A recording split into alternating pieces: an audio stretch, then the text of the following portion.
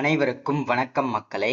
இந்த ஒரு வீடியோல நம்ம எதை பத்தி பார்க்க போறோம் அப்படின்னா, எல்லாருமே போட்டோலே தம்ப்நெயிலே டைட்டிலே பார்த்திருப்பீங்க மக்களே. ஆமாங்க, 2025 டு 2026 ஆண்டிற்கான புதிய போஸ்ட் ஆபீஸ் நியூ ரெக்ரூட்மெண்ட்டுக்கான அபிஷியல் நோட்டிபிகேஷன் ரிலீஸ் பண்ணியிருக்காங்க. கிட்டத்தட்ட நமக்கு இந்த தடவை தமிழ்நாட்டுக்கு மட்டும் 38 மாவட்டத்திற்கும் சேர்த்து 14,582 வேகன்சி அபிஷியலா நமக்கு ரிலீஸ் பண்ணி கொடுத்துருக்காங்க. சரிங்களா? இந்த போஸ்டிங்கை பொறுத்த வரைக்கும் கிட்டத்தட்ட நமக்கு வந்து எந்தெந்த மாவட்டத்துக்கு எவ்வளவு வேகன்சி, எந்தெந்த மாவட்டத்தை சூஸ் பண்ணி நம்ம விண்ணப்பிக்கணும், எந்தெந்த ஏரியாவை சூஸ் பண்ணி நம்ம விண்ணப்பிக்கணும், ஸோ எப்படி நம்ம இந்த வேலையெல்லாம் ஈஸியா வாங்குறது, ஸோ இந்த மாதிரி எல்லா விஷயங்களுமே இந்த ஒரு வீடியோல நம்ம பார்த்து தெரிஞ்சுக்க போறோம். சரிங்களா? ஸோ அது மட்டும் இல்லாம எப்படி நம்ம விண்ணப்பிச்சா இந்த வேலையை ஈஸியா வாங்க முடியும், யார் யாருக்கு இந்த போஸ்ட் ஆபீஸ் ஜிடிஎஸ் வேலை வாய்ப்புல முன்னுரிமை கொடுக்க போறாங்க, ஸோ இதுல வந்து பாத்தீங்கன்னாக்கா சேலரி இதுலக்கெல்லாம் பர் மந்த் சேலரி எவ்வளவு கிடைக்கும், என்னென்ன போஸ்டிங்க்கு வந்திருக்குது, ஸோ ஆல்மோஸ்ட் வந்து பாத்தீங்கன்னா 3 விதமான போஸ்டிங் கொடுத்துருப்பாங்க. ஸோ அது என்னென்ன போஸ்டிங் இருக்கு, ஸோ இதுல வந்து விண்ணப்பிச்சு எத்தனை நாளையில நமக்கு வந்து கிடைக்கும் வேலை, ஸோ இது எல்லா டீடைல்ஸுமே தெளிவாகவும் துல்லியமாகவும் இந்த ஒரு வீடியோல பார்க்க போறோம். இது எல்லாமே நம்ம பார்த்து தெரிஞ்சுக்கிறதுக்கு முன்னாடி நமது கவர்மெண்ட் ஜாப் டெய்லி அப்டேட் சேனலுக்கு இப்பதான் நீங்க ஃபர்ஸ்ட் டைமா முதல் முறையா நமது சேனலை பாக்குறீங்க, நம்ம வீடியோவை பாக்குறீங்க அப்படின்னா மறக்காம சப்ஸ்கிரைப் பண்ணிட்டு பக்கத்துல இருக்கிற பெல் பட்டனை கிளிக் பண்ணி ஆல் என்ற ஆப்ஷன்ல போட்டு வச்சுக்கோங்க. அப்பதான் நம்ம போடக்கூடிய அரசு துறையில இருந்து வரக்கூடிய எல்லா விதமான கவர்மெண்டோட ஜாப்ஸ் அப்டேட்ஸ் நோட்டிபிகேஷன் இது எல்லாமே நீங்க உடனுக்குடனே நமது சேனல்ல ஈஸியாவே துல்லியமாவே தெரிஞ்சுக்க முடியும். சரிங்களா? ஸோ அது மட்டும் இல்லாம உங்களுடைய ஃப்ரெண்ட்ஸ் ரிலேட்டிவ்ஸ் கான்டாக்ட்ல இருக்கிறவங்க எல்லாருக்குமே ஷேர் பண்ணீங்கன்னா ரொம்ப ரொம்ப பயனுள்ளதா இருக்குங்க. ஏன்னா இந்த மாதிரி முக்கியமான வீடியோஸ் அப்டேட் நோட்டிபிகேஷன்லாம் நமது சேனல்ல தான் ரெகுலர் அப்டேட் ஆயிட்டு இருக்கு. ஸோ முடிஞ்ச அளவுக்கு எல்லாருமே ஷேர் பண்ணுங்க. சரிங்களா? சரி, ஓகே, வாங்க வீடியோக்குள்ள போகலாம். இங்க தெளிவா மென்ஷன் பண்ணி கொடுத்துருக்காங்க பாருங்க. இந்தியா போஸ்ட் நியூ ரெக்ரூட்மெண்ட் 2025க்கான புதிய நோட்டிபிகேஷன் அபிஷியலா கிடைச்சிருக்குங்க. ஸோ நோட்டிபிகேஷன் அவுட் பண்ணியிருக்கிறாங்க. கிட்டத்தட்ட 14,582 வேகன்சி அபிஷியலா வேரியன்ட் ஆகும்னு சொல்லியிருக்காங்க. பார்க்கலாம். ஓகேங்களா? வீடியோ ஸ்கிப் பண்ணாம பாருங்க. இங்க தெளிவா மென்ஷன் பண்ணி கொடுத்துருக்காங்க பாருங்க. என்னென்ன போஸ்டிங்க்கு நோட்டிபிகேஷன் விட்டுருக்காங்க, எங்க இருந்து கொடுத்துருக்காங்கன்றது எல்லாமே மென்ஷன் பண்ணியிருக்காங்க. India post new recruitment notification 2025 for 14,582 variant போஸ்ட்னு சொல்லியிருக்காங்க. Organisation name. இந்த வேலை வாய்ப்பானது நமக்கு எங்க இருந்து கொடுத்துருக்காங்க அப்படின்னா department of post ministry of communications அங்கிருந்து தான் நமக்கு இந்த வேலை வாய்ப்புக்கான நோட்டிபிகேஷன் அபிஷியலா கிடைச்சிருக்குதுங்க. சரிங்களா? ஸோ அடுத்ததான் வந்து என்னென்ன போஸ்டிங்லாம் வந்திருக்கு அப்படின்னா inspector, postal assistant, sorting assistant இந்த போஸ்டிங்லாம் தான் நோட்டிபிகேஷன் அபிஷியலா நமக்கு ரிலீஸ் பண்ணி கொடுத்துருக்காங்க. நம்பர் ஆஃப் போஸ்டிங் அப்படின்னு பார்த்தோம்னா நமக்கு 14,582 போஸ்டிங் அபிஷியலா கிடைச்சிருக்குதுங்க. சரிங்களா? ஸோ இதுல வந்து ஸ்டார்டிங் டேட், அதாவது அப்ளை பண்றதுக்கு ஸ்டார்டிங் டேட் என்ன, எண்டு டேட் என்ன அப்படின்னு தெரிஞ்சதுன்னா ஈஸியா சீக்கிரம் அப்ளை பண்ணலாம்.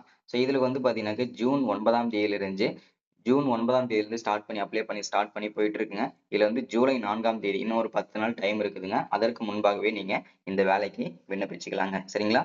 ஸோ அப்ளை மூட பொறுத்த வரைக்கும் முழுக்க முழுக்க இது ஆன்லைன்ல தாங்க பண்ணணும். ஆஃப்லைன்ல இது கிடையாது. முழுக்க முழுக்க இது எல்லாமே ஆன்லைன் தான். சரிங்களா? ஸோ ஈஸியாவே இந்த வேலைகளை நம்ம வாங்கிக்க முடியும். ஸோ அப்படின்னா அது இந்த மாதிரி போஸ்ட் ஆஃபீஸ் வேலைகள் தான். ஏன்னா போஸ்ட் ஆஃபீஸ் வேலைக்குனாவே எந்த விதமான எக்ஸாம் எல்லாம் இருக்காதுங்க. ஈஸியா வந்து வேலையெல்லாம் வாங்கிக்கிற மாதிரி தான் கிடைச்சி கொடுத்துருக்கோங்க. சரிங்களா? ஸோ எஜுகேஷனல் குவாலிஃபிகேஷன் எல்லாமே கொடுத்துருக்காங்க பாருங்க. Candidates who are going to apply India new requirement, one must candidates will be 10th 12th degree or equivalent communication. ஓகேங்களா? Communication board university any degree முடிச்சிருந்தா ஓகே தான். ஸோ அப்படின்னு சொல்லியிருக்கிறாங்க. மினிமம் உங்களுக்கு starting qualification நீங்க 8வது படிச்சிருந்தாவே சரி 10வது படிச்சிருந்தாலே போதுமானது அப்படின்றத மென்ஷன் பண்ணியிருக்கிறாங்க. சரிங்களா? அடுத்ததான் வந்து உங்க ஏஜ் வந்து எந்த டேட்ல இருந்து கால்குலேஷன் போடுவாங்க அப்படின்னா 10ஆம் தேதி 1வது மாசம் 2025 இந்த டேட்ல இருந்து தான் உங்களுடைய ஏஜ் வந்து கால்குலேஷன் போடுவாங்க. உங்க டேட் ஆஃப் பர்த்ல இருந்து இந்த டேட் ஆஃப் பர்த் வரைக்கும். ஓகேங்களா? ஸோ அடுத்ததான் வந்து அப்ளிகன்ஸ் ஏஜ் மினிமம் வந்து 18 வயசுல இருந்து 30 வயசு வரைக்கும் நீங்க விண்ணப்பிச்சுக்கலாம். அதுல வயது தளர்வு அப்படின்னு பாத்தீங்கன்னா ஓபிசி கேண்டிடேட்டா இருக்கீங்க அப்படின்னா 18 வயசுல இருந்து 33 வயசு வரைக்கும் நீங்க விண்ணப்பிச்சுக்கலாம். 3 வருஷம் உங்களுக்கு வயது தளர்வு. எஸ்சி எஸ்டி கேண்டிடேட்டா இருக்கீங்க அப்படின்னா 18 வயசுல இருந்து 35 வயசு வரைக்கும் அப்ளை பண்ணிக்கலாம். உங்களுக்கு 5 வருஷம் வயது தளர்வு. அடுத்தது age relaxation. SC, ST, OBC candidates relaxation வந்து பர் கவர்மெண்ட் ரூல்ஸ் பிரகாரமே கொடுத்துட்டாங்க. சரிங்களா? ஸோ அடுத்து எஸ்சி, எஸ்டிக்கு 5 வருஷமும், ஓபிசிக்கு 3 வருஷமும் வயது தளர்வு கொடுத்துருக்காங்க. சரிங்களா? ஸோ அடுத்து என்னென்ன போஸ்டிங் வந்திருக்குன்னு சொல்லிட்டு ஆல்மோஸ்ட் நம்ம மேலேயே பார்த்தாச்சுங்க. இன்ஸ்பெக்டர் போஸ்டிங்க்கு, போஸ்டல் அசிஸ்டன்ட், ஷார்ட்டிங் அசிஸ்டன்ட், ஓகேங்களா? இந்த போஸ்டிங்லாம் நமக்கு 17,582 போஸ்டிங் நமக்கு கொடுத்துருக்காங்க. சரிங்களா?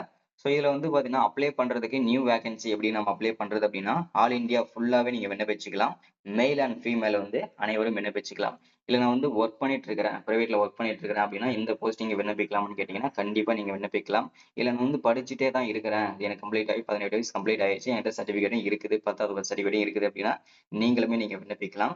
ஸோ இதில் வந்து பார்த்தீங்கன்னா நான் வந்து புதுசாக ஃப்ரெஷ்ஷாக இப்போ தான் படித்து முடிச்சுட்டு சும்மா தான் இருக்கேன் அப்படின்னா நீங்களுமே இந்த வேலை வாய்ப்புக்கு விண்ணப்பிச்சுக்கலாங்க. சரிங்களா? அடுத்ததான் வந்து salary.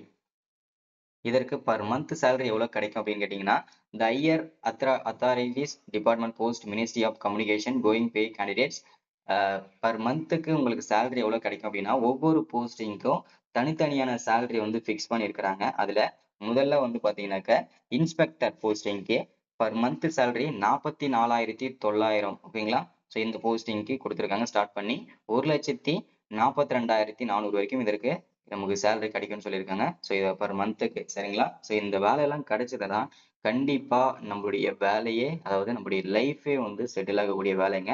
அதனாலதான் இந்த மாதிரி வேலைகளை நம்ம வந்து சூஸ் பண்ணி போடுறது உங்களுக்கு யூஸ் பண்றதுக்காக ஸோ இந்த மாதிரி வந்து கொடுத்துட்டு இருக்கோம். சரிங்களா? போஸ்டல் அசிஸ்டன்ட்டுக்கும் ஷார்ட்டிங் அசிஸ்டன்ட்டுக்கும் சேம் சேலரின்னு சொல்லியிருக்காங்க. அதுக்கு பர் மந்த் சேலரியே வந்து 25,500 இருந்து ஸ்டார்ட் பண்ணி 81,100 வரைக்கும் இதற்கு சேலரி கிடைக்கும். ஓகேங்களா? ஸோ அதிகமான சேலரி அப்படின்னு பார்த்தோம்னா நமக்கு இந்த இன்ஸ்பெக்டர் போஸ்டிங்க்கு தான். ஸோ அதுக்கு வந்து பார்த்தீங்கன்னா 1,42,000 வரைக்கும் இதற்கு பர் மந்த்துக்கு சேலரி வந்து கிடைக்குங்க. சரிங்களா? ஸோ அடுத்ததான் வந்து யாருக்கெல்லாம் அப்ளிகேஷன் ஃபீஸ் இருக்கு, யாருக்கெல்லாம் ஃபீஸ் இல்லை, ஸோ எப்படி நீங்க பே பண்ணணும் எல்லாமே டீடைல்ஸை பார்க்கலாம். ஃபர்ஸ்ட் வந்து ஜென்ரல் கேட்டகரியில் வரவங்க ஓபிசி, இடபிள்யூஎஸ் இந்த கேட்டகரியில் வரவங்களுக்கு ஃபீஸ் வந்து ரூ. 100 அப்படின்னு சொல்லியிருக்கிறாங்க. எஸ்சி, எஸ்டி, பிஹெச் ஃபீமேல் கேட்டகரிக்கு எந்த விதமான ஃபீஸுமே கிடையாது. Payment are going through net banking மூலியமா நீங்க பே பண்ணிக்கலாம். கிரெடிட் கார்டு மூலியமா பே பண்ணிக்கலாம். டெபிட் கார்டு மூலியமா பண்ணிக்கலாம். இல்லைன்னா இ செலான் மூலியமா நீங்க பே பண்ணிக்கலாங்க. சரிங்களா? அடுத்ததான் மெயினான விஷயம் செலக்ஷன் ப்ராசஸ். இந்த செலக்ஷன் ப்ராசஸ் தான் நிறைய பேருக்கு சந்தேகமாவே இருக்கும். எப்படி செலக்ட் பண்ணுவான்றத இங்க அவங்களே தெளிவா மென்ஷன் பண்ணியிருக்காங்க பாருங்க. கண்டிப்பா வந்து ஆன்லைன்ல எக்ஸாம் இருக்குங்க. ஸோ ஆன்லைன் எக்ஸாம் எப்படி இருக்கும் அப்படின்னா ஓஎம்ஆர் ஷீட்ல தான் இருக்குங்க. ஓகேங்களா? நீங்க சூஸ் த 4 ஆன்சர் கொடுத்துருவாங்க. 4 சூஸ் த பெஸ்ட் ஆன்சர் கொடுத்துருவாங்க. அதை நீங்க வந்து ஷேடோ பண்ற மாதிரி தான் இருக்கும். ஓகேங்களா? ஸோ அது ஆன்லைன் டெஸ்ட் இருக்கும். அடுத்ததான் டாக்குமெண்ட் வெரிஃபிகேஷன் இருக்கும். உங்களுக்கு இன்டர்வியூ கூட கிடையாது. Only document verification, online test. இதை நீங்க கம்ப்ளீட் பண்ணிட்டீங்க அப்படின்னா டைரக்டா உங்களுக்கு வந்து போஸ்டிங் வந்து ட்ரைனிங் கொடுப்பாங்க. ஸோ ஈஸியா நீங்க இந்த வேலையை வாங்கிக்க முடியுங்க. அடுத்து நீங்க அப்ளை பண்றதுக்கு என்ன டாக்குமெண்ட் எல்லாம் தேவைப்படும் அப்படின்னா, உங்களுடைய போட்டோ, சிக்னேச்சர், லைட் கலர் பேக்ரவுண்ட்ல இருக்கணும் அந்த போட்டோ, எஜுகேஷனல் சர்டிபிகேட் ஓகேங்களா, 10வது 12வது மஸ்டா அந்த சர்டிபிகேட் தேவை. கம்யூனிட்டி சர்டிபிகேட், டொமஸ்டிக் சர்டிபிகேட் அதாவது இருப்பிடச் சான்றிதழ், ஆதார் கார்டு, ஐடென்டி ப்ரூஃப்காக இதெல்லாம் வந்து ரொம்ப இம்பார்ட்டன்ட். சரிங்களா? ஸோ என்னென்ன எல்லாமே நீங்க விண்ணப்பிச்சுக்கிறதுக்கு என்னென்ன பண்ணணுன்றதை மென்ஷன் பண்றாங்க. ஸோ இதுதான். ஸோ எல்லாருக்குமே சீக்கிரமா அப்ளை பண்ணிக்கோங்க. நெட் சென்டர் போயிட்டு நீங்க அப்ளை பண்ணுங்க. ஸோ இந்த மாதிரி விஷயத்துக்கலாம். சரிங்களா? So thank you, welcome.